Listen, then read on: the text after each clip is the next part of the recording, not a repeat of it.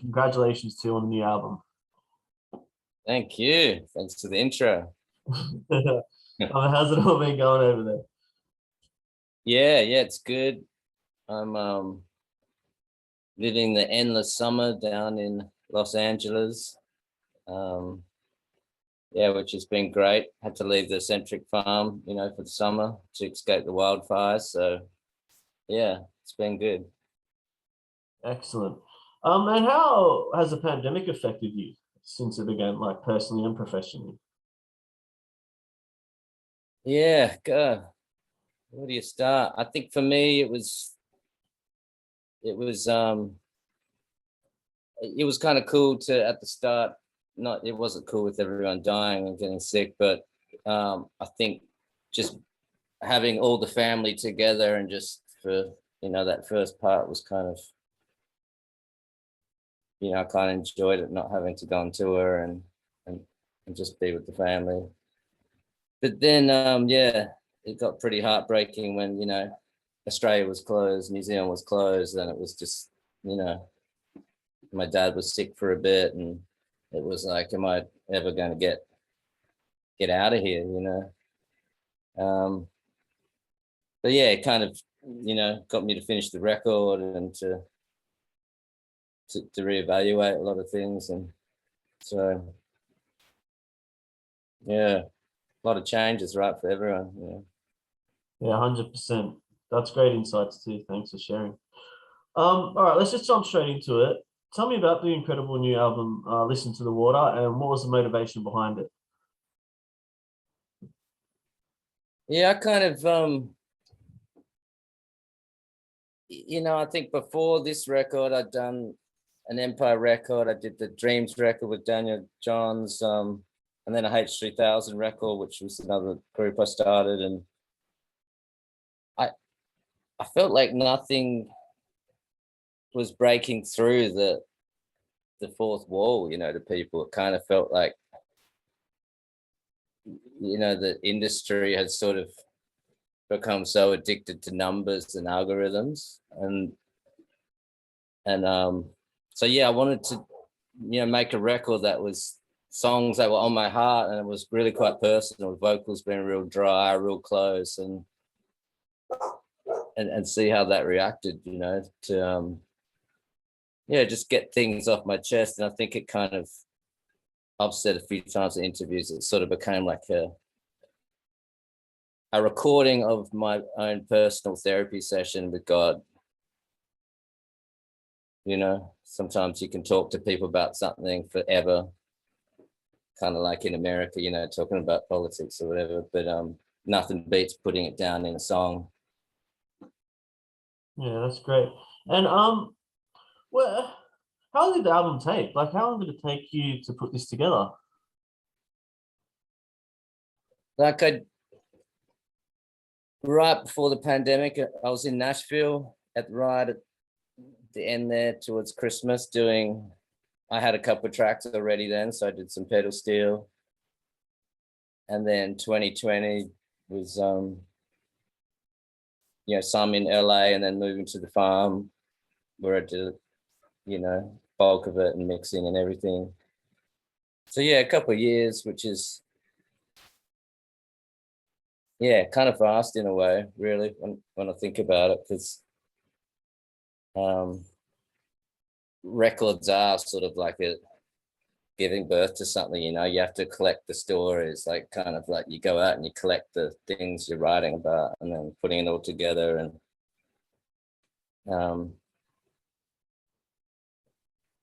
things just seem to take longer now that we have this amazing technology and this really fast internet. Everything in the industry takes longer. 100%. In your own words, how would you describe your music, and especially the new album? How would I describe it? Yeah. I guess it's just like time warp cowboy music or something. Excellent. What motivates you daily? What inspires you? I'm funny. I kind of get inspired by a lot of different things, from surfing new waves to trying, you know, incredible food to discovering, you know, different techniques of, you know, throwing paint on the canvas, or, you know, what would happen if I mix varnish with epoxy resin and put it on fire. And yeah, I'm inspired by all the unpredictable things that happen and creating something new. You know, I think something new that, you know, for people's ears, it's like they've stepped into a new world that they've never heard before. I love that. I've always been inspired by that, finding something, finding the island, you know, that no one's been, of sound. Brilliant. What's been the best advice you've received? Well, there's been a lot of good advice, but I think like there's a scripture which says progress is the law of heaven, and I think it's sort of similar to when Einstein was talking about life, and the best way to keep is like riding a bike. The best way to keep your balance is to keep moving forward. And I think, you know, that's some pretty good advice. You've got to keep looking ahead, or else the devil twists your mind and bend it, and then before you know it, you're washed up and you think you're a failure and it's all over. And you know, Yeah, and that can happen pretty quick. You know, sometimes in a couple of days you're like a ruined mess. You know. What advice would you give to anybody young coming into the industry as well? I think it's about, you know, perseverance and integrity. And, you know, they say even the snail reached the ark through perseverance. Charles Spurgeon said that, where a lot of the kids now, they got the handout, you know, they have the handout to get paid, or they you know, they want the Lamborghini, you know. It's like you got to drive a Datsun 120Y, and then you have to. Yeah, it's funny. It's interesting seeing the culture, how they always talking about money first up. You know, for the amount of years, I never ever would talk about money. It's always about showing respect and you know, working with people older than you and stuff. So Yeah, that's great. Take us back. What was life like for you growing up in Australia? And yeah, what was that like?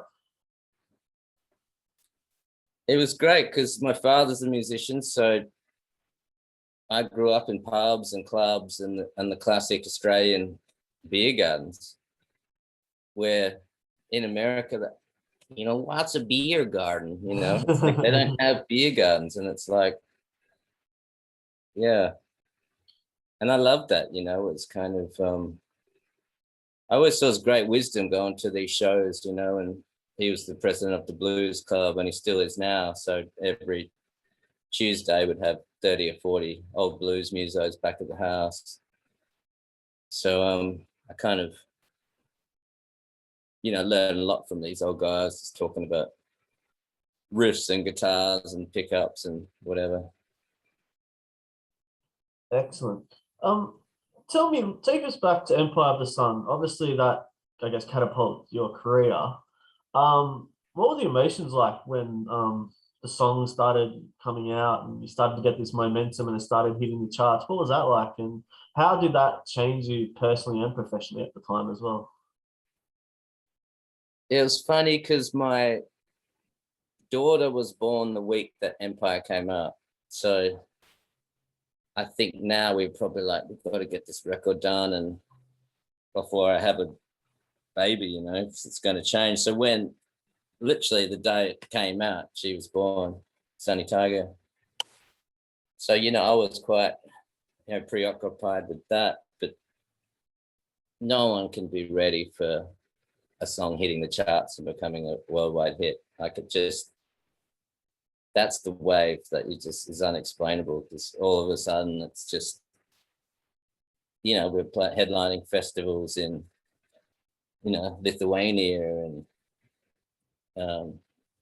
all around the world. And for me, after spending so many years like in a caravan at the front of my parents' house, being dead broke, it kind of changed my whole perspective of, being able to survive and live as a musician, which was, I was right on the point where my parents and my, father-in-law were kind of like, you better bring in some bacon soon, Steele, or you're out. You're gonna have to get a real job. I think there's that point where there's a threshold where you've got to go for it. And luckily it happened then, because once you get a bit older, it's like, got to give that dream away, buddy. Luckily it worked out amazing for you. Yeah, thank God. I was listening to Working on a Dream the other day. It's such a banger. Like it's such a classic. Like I even hear it on the radio from time to time. Like, yeah, it's incredible, mate. It is incredible. Yeah, still holds up. It's amazing to hear stories people have on that record as well, from getting married to, it's quite amazing. It must be very humbling too. So. Yeah, I think when you realize, like I have those experiences with songs, like, we just had this big party for my wife's birthday, and the sun was going down, and we were in Santa Cruz, and we had like this red wine and all this cheese and crackers and on the beach, and it was, and the soundtrack with that was Fleetwood Mac and certain songs playing, and every time you hear it, it takes you there. So I always kind of put myself in other shoes, like when people say that to you, like your song, I know what they mean. Amazing. Have you got any tours planned for the new album? Like, is anything going on there? No, not yet. So, yeah, we're kind of looking into it. I'm starting to put it together, but yeah, not right at the moment. How has the music industry, since I guess you even just got into it and started building your career to where it is now, how much has it changed? It's changed so much. It's just like now it just feels like such a mess to me, because it's it's completely unpredictable about what has traction, what even is getting played. It just feels really quite odd, how so much garbage can get so much traction. It's quite weird. I find it really, really strange. Yeah. And what has given you longevity? What do you believe is the catalyst that's actually given you the longevity to stay, I guess, in the game, in the industry for so long? I think humility, and probably something like I think it's kind of being humble and realizing that you still, can always grow. In a way, you're always a student and you're always here to serve. So and lately I've been thinking a lot about conduits. I'm really just a conduit, and every person on the planet has their own special effects, and we're all given a special gift. Like you have a gift, I have a gift, and the gifts that I've been given, I have to honor, so that's my job, is to just keep trying to serve that gift and be a conduit, you know. Yeah, I couldn't agree more with that. I think that's absolutely spot on. You've traveled the world. Where's your favorite places you've been or would you like to go to? I love like Europe because you know, they really know how to do a breakfast, you know, at the hotel. It's the hams and the cheeses and it's just, you know, those places like Norway and Oslo and all that, it just doesn't get any better. But like Hawaii, I love Yeah. going to Hawaii because it's just the water's so warm and, you know, the waves are amazing. Obviously been back in, you know, the motherland and New Zealand, you know, they're always my favorite places. But yeah, it's just so many beautiful spots in the world, you know, from love all those Nordic places like Finland. And last time I played in Helsinki, right across from my hotel was a floating boat. And I think it was called the famous Aussie Bar. And they sold meat pies and Aussie beer and kangaroo burgers. Like what are the chances of that, right? Wow. That's Aussie burger. crazy. That is Yeah. crazy. Of course there's going to be a, you know, Australian bar on the water in Helsinki, right? Oh, that's too good. What are your hobbies and passions aside from music? What do you like to do in your downtime? I love surfing. Like it's just, you know, it's the place of freedom, you know. And that quote, only a surfer knows the feeling. It's true because it's just, you know, the water's so powerful. It's like non-resistant, so it just has its own mind. I'm right into painting, like big canvases and stuff, throwing paint around and getting real messy.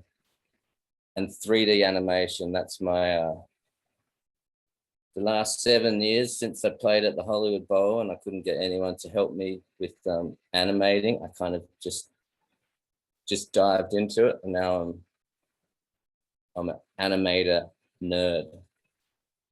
Cool. That's Yeah. really cool. So yeah, all that kind of art and stuff, you know, they're like surfing and art and all that. So yeah. Superb. If you were 18 again and you could change anything, what would you change? Everyone always asks this, and I always say, you know, I probably wouldn't want to change anything because the mistakes you make as a 18-year-old, they're what build you, you know. Sure. And I was such a mess then. I was like a hungry, drug-fueled, alcoholic, Veruca Salt monster, you know, that would, you know, want the whole world, want the, you know, want the drink, want this, you know. It's just like a big fireball, you know, just who had an expiration date, and it's like I've got to go fast and hard and just charge at this, and I annoyed a lot of people, broke a lot of things, destroyed a lot of hotel rooms and guitars and all that. But that created the drama and the thing that kind of you know, molded me and brought out certain songs and this and that. So I wouldn't tell him anything, probably to listen to God a bit more. And the thing is, he probably wouldn't listen as well. You're a funny man. Luke, thanks for coming on the podcast. I do appreciate it. It's incredible, obviously, your journey today in the new album. And yeah, I wish you nothing but the best. Oh man, thank you. Thanks for having me. Great chat. Yeah, definitely. You're welcome.